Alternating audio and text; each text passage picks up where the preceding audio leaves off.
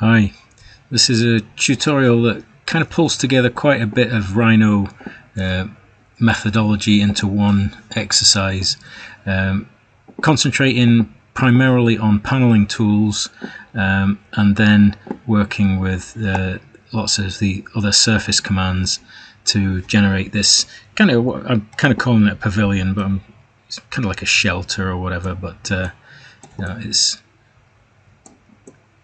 just a fairly simple structure, but really you're looking at the kind of Rhino methods here, not necessarily the design. You know, whenever you put kind of legs on something like this, it looks like some kind of robot animal. But anyway, okay, so we have this kind of panelled roof and a structure underneath that is trying to be as kind of realistic as possible, so that the beam thicknesses here are consistent.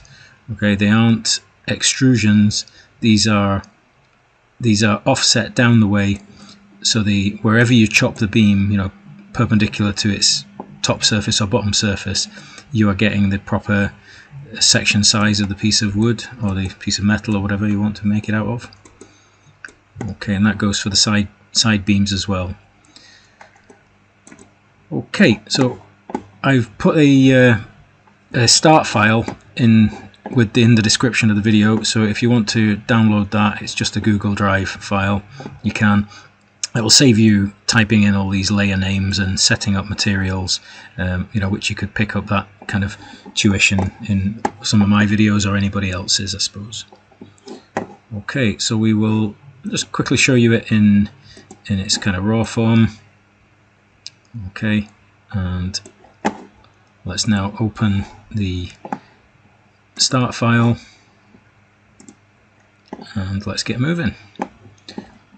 Okay, so starting off on this setout layer, the template is a large object meters, and the units have been, the display precision's been upped a wee bit to 4 decimal places, so that we can have 0.5 millimeter. And I've also changed the grid slightly to have a snap spacing of 0.5 meters.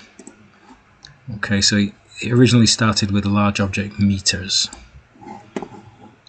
Okay, let's kick off with the footprint shape on the ground. So I've got the grid snap active at the moment, and what we're looking at is 10 meters by 5 meters. So I'm just using the grid where I can. It just makes things easier to move things around. Okay, so now we're going to look to the right viewport, I should say, and this is where the rectangle is we just drew. What we're going to do is a couple of curves of different shapes, not too dramatically curvy at the ends, okay, because later on we'll be extending the edges of the surface, and if it's too bendy we end up kind of coming round on ourselves, and that's not really desirable. So these will be control point curves. Okay, I'm just going to start at this grid point just so I've got a kind of consistent edge working, and I'll turn the grid snap off now and turn the O snaps off. Okay, so we get a bit more fluidity to it. So this one's going to look different to the example, of course, because I'm just, you know, basically just sketching in curves here. Okay, let's maybe put the grid snap on now, and maybe take that one to there. Enter to stop. Start another curve. I'm going to keep it started at the same side, so the kind of direction of the curves is the same. Okay, grid snap off now. And I think I'll go to this grid snap point instead. Okay, so this one's going to go upwards, but it's not too steep. This one's not too steep in the downwards direction. Okay, and these are quite gentle on this side, so they'll be fine. But we're going to have a bit more shape on this side of the roof than we are on this side, just because of the way things are directing. But I think they should be okay once we extend them. We're not going to go basically round on ourselves too much, I don't think. Okay, so one of these needs to be maybe a bit higher than the other one, so I'm just going to move this up just so we end up with a sloping roof. Okay, so let's take this one up, maybe just half a grid just now. That should work okay. So we're going to slope from this one down to this one over the length of 10 meters.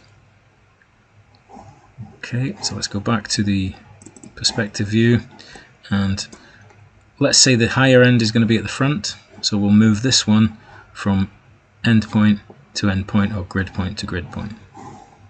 So let's move, pick this, enter, and we'll use the grid again, so we're going to just go from grid point to grid point. Okay, now change to your surface layer, make that current. Okay, and we want to loft between those two, so pick the same end. If we pick at this side, the normal should be going upwards. Okay, if you pick at this side, the normal will probably be going downwards, but it's always a wee bit difficult to tell what's going to happen with that. Okay, and I'm going to rebuild this with 10 control points. Okay, now we need a copy of this later on, so if we copy it right now and we'll put it onto the roof edge layer. Okay, so I usually go for my command first, so copy, pick the surface, enter. Okay, look for a grid point and just select it, move away, come back to the same grid point. Okay, so there's two of them there now. Click it once, you see we've got a choice of two surfaces. Just pick one of them, doesn't matter which, and change that onto the roof edge layer. Okay, and if we shade that, we should be seeing a green one as well. So there we go, it's kind of not knowing which one to show. So roof edge, we're going to use that much later on, so we'll just switch that off now. We know there's a backup copy of our surface on there if we need it as well. Okay, if you accidentally delete the surface, we can pull one back from here, because it saves kind of going back quite a few steps. Okay, so first operation is to do the paneling tools. So let's do the interesting bit here. Okay, and I've got a couple of layers ready for making grids for paneling tools. If you've never used this before, I would look up some other tutorial materials. Raja Issa is the woman that wrote paneling tools, so look for her videos on YouTube. They're absolutely brilliant. Okay, we'll make grid 1 the current. Oh, no, we won't. We're going to create a curve attractor on this. So we're going to create a curve on the surface. So if you make curve attractor your current layer, and we'll look down on this on the top view. Okay, and I'm just going to switch off the black set out, just so we don't accidentally pick and jump from high to low or anything. So in the top view, we're going to create a squiggle across here, and this is going to be the kind of the attraction or the draw for the different types of panels. So we're going to have the most perforated panels nearest the attractor curve, and it will fade off to more solid panels nearer the edges of the roof. So we want a different type of curve to this one. We want a curve on surface. So if I hover there, you see let's make sure we get the right one. Okay, interpolate curve on surface. That's the command we want. Okay, we don't want to grid snap now. We need to O snap to start things off. And if you just have near active, so we want to make sure we start on the edge of this surface. So firstly, it's saying pick the surface you're going to draw on. So pick that, and it's going straight into start the curve. So I'm going to start about here. Okay, switch the O snaps off now. Okay, and we're just creating a wavy line on the surface. O snaps back on, back to the edge, and enter to stop. Now have a look at that in 3D just to make sure this curve is on the surface. Let's go back to that, so you can see it's running with the surface. Yeah, very clever that. Okay, now it's the grid 1 layer.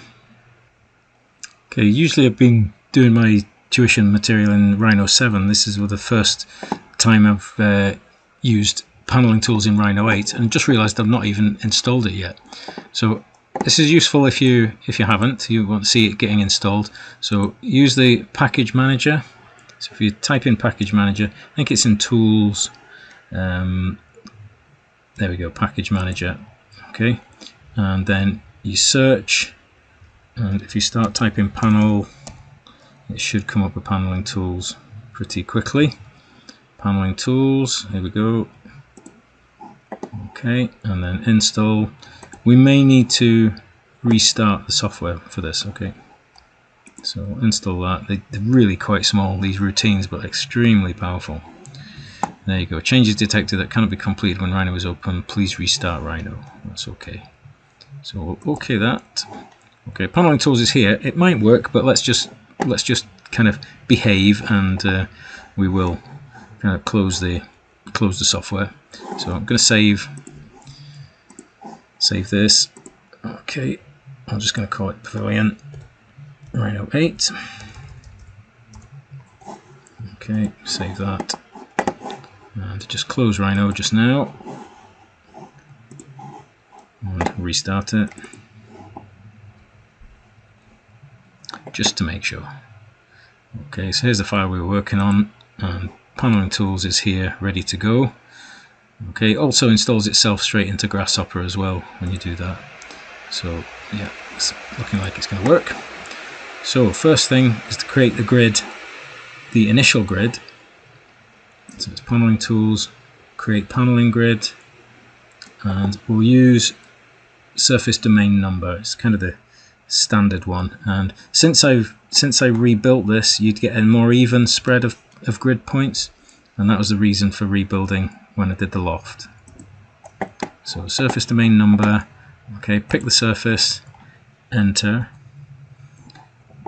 Okay, now at the moment it's doing 10 by 10, which is giving us kind of rectangular-ish panels, no, grid. So we want to be, let's say, 10 by 20, and I think the U is going to be in that direction, so maybe let's go 20 here. Yeah, fluked it for a change. Okay, so now we've got 20 by 10. That's quite a decent number of panels. Group, yes, is the ideal. You don't want them all split up into individuals. So enter. Okay, just click off that, and those should be orange to match the layer color. And then we want to offset these to form a space that the panels are going to fit into.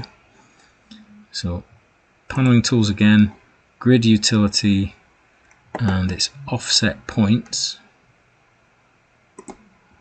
Okay, the fixed distance, so we'll have it all kind of consistent offset. The distance, bear in mind we're in meters here, so we don't want this to be too thick and too chunky. I want a kind of a thinnish lid, so I'm just going to go for 0.15 meters. Okay, everything is okay there. So select points now, enter. Then it's asking me to pick anywhere on the surface, so it works out which direction to go in. Okay, and this is where you find out if your surface is facing upwards or downwards. You know, if you find that the points go downwards but you want them to go upwards, you could just use minus 0.15, so they go the opposite direction. Okay, now I'll put that group of points onto the grid 2 layer, just so we can differentiate them in a few seconds. Now I've created some very, very simple panels, and if you switch on the layer panels, you'll see them. Very, very simple, just a large aperture getting smaller. Okay, so what's going to happen is the larger aperture panel is going to go near the curve, and then it'll fade off to the solid ones. Okay, if we just use 4 panels though, chances are we're going to end up with larger aperture ones near the edge as well, and I'd rather have less of these and more of these. Okay, so what we're going to do is put in 9 items. So percentage wise, I want 11% of these, 11% of this one, 11% of this one, but 66% of this one. So we pick this once, pick this once, pick this once, pick this 6 times. Okay, and that way you get a kind of a bit more realistic spread, whereas more of your roof is solid than it is with holes. Okay, so we don't need to worry about layers because the layer is built into the panels themselves. Okay, so it's now paneling tools, paneling from grid, panel custom 3D variable. Okay, I need to zoom in a wee bit. First grid is the lower one, enter. Second grid is the upper one, enter. The distribution method, I want to use the curve attractor, so you click the distribution method and tell it you want to use the curve attractor, enter. The attractor curve, it's just pick once on that, enter. Now it's telling me to go and get the objects, the module objects. So got to be careful we don't accidentally pick the wrong shapes here. So module 1, enter. It's saying, do you have a controlling bounding space for that? We don't, so we're just going to use the same shape again. So here it says just press enter to use the module bounding box. So just press enter again. Okay, panel number 2, enter, enter. Panel number 3, enter, enter. Okay, and this time we're going to do this one 6 times. So pick, enter, enter, pick, enter, enter, pick, enter, enter, pick, enter, enter, pick, enter, enter, pick, enter, enter. We don't want to go up to number 10, so we'll just press enter again, and that should be it done. Okay, if I shade that, you will be able to see where the holes are. Okay, so we're seeing the red surface through that, and there's a hint of things coming through because it doesn't necessarily curve the panels. Okay, if you want that to happen, you need to kind of set this up as a whole sheet and use flow along to get it to absolutely fit the surface. Okay, so we can switch off the surface now. We've finished with that for a while. We've finished. We do need to keep the curve attractor though, because I want to put some glass into this as well. So if you switch on these 2 layers now, glass and bounding box, okay, and just switch off your panels for a wee while. Okay, switch off the panels as we're just dealing with this shape now. So back to 2D wireframe. Okay, so have a quick look at what's going on here. I've got a surface which is going to be my glass, okay, but I don't want it to be at the top or the bottom. I want it to be just part way down, just a little bit down from the top of the panels. Okay, so that's when we need a bounding box to help kind of force this into a position. So I think this is 100 high and this is 25 mil down from the top. Okay, so it's going to be consistently held 25 mil down from the height of the other panels that we've got. So it's a really interesting way of kind of controlling things. Okay, so it's paneling tools again, paneling from grid, custom 3D variable, even though we're only going to pick one object. Okay. Okay, we don't actually have to use the curve attractor here. We could use random. It's going to just use the one object. But first bounding grid, just do the same process, to be honest. Enter. Second bounding grid, enter. We'll stick with the curve attractors, but like I say, we could use random. It would give us the same result. Okay, so stick with curve attractor. Okay, enter. Select the curve attractor. Enter. module object 1 is the glass plane, the blue plane, enter, but this time we do pick the bounding box, so it's the pink bounding box, enter. There isn't an object 2, so just press enter again, and what it should put this one over the whole roof. Okay, so there's quite a few of these we don't need, they're just inside other panels, but when you render you won't see them anyway, they're lost inside the model. Okay, so if we switch on the panels now and do a shade, we will have our glass inside the panels. Okay, so it's slightly down from the top, but quite a big kind of recess from underneath. So if you look at that difference, so it looks quite good. So we could have had them even closer to the top, you know, it could have just been a few millimeters down from the top. You know, I know realistically you wouldn't do that because the water would pond in all of these and you'd be cleaning it every 5 minutes, but hey, it's just a project, isn't it?